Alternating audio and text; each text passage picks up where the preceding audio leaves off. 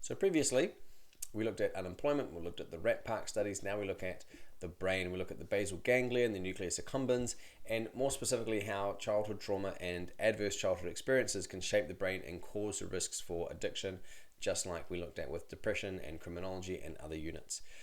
So they should have watched this video. The simple question: remember anything, write it down that proves that you watched that video. I've got to fill in the blanks essay. I like these because it's a faster way for students to engage with high level essay writing rather than having to write them themselves and get feedback, and also means far easier for you to mark as a teacher. All right, some space in the workbooks for students to review what they remember about ACEs, because they've covered this in other parts of the course. This is a really interesting video, I think. It's 7 minutes. I think it's worth it. It's showing clips from an old promotional video, I want to say from Purdue Pharma, about here's the benefits. And then it shows these people, is it 10 years later? Anyway, okay, so I think it's kind of interesting. So chalk and talk, so we've got 3 categories of ACEs, how they impact the brain. They've learned this in other parts of the course if you've been following my course outline. And then we can look at ACEs in depression. It's the same thing with ACEs in addiction. The more ACEs, the more at risk you are.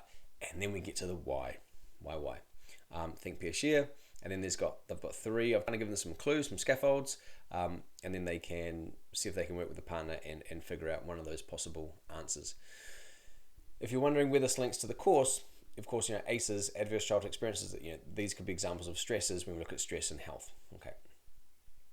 And so what do you think? Yep, so a chance here to share some answers.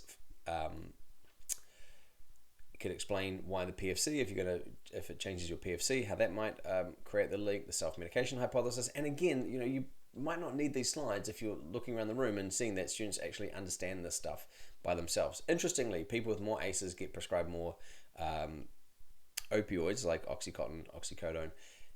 And so therefore, just by a sheer numbers game, you're going to have more people on that first step of the addiction cycle, like taking the drug for the first time. So just by sheer numbers game, if you've got more people being prescribed it, there's a higher risk that more of them are going to end up with problematic use.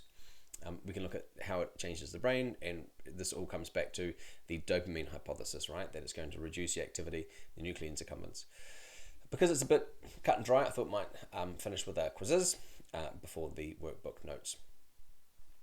Right, there's an example in the workbook, exam question. They can write or type an answer, and I've got a blog post there that will give them some tips on writing the ETIC approach. Okay, that is pain in the brain, and then next we're looking at attachment.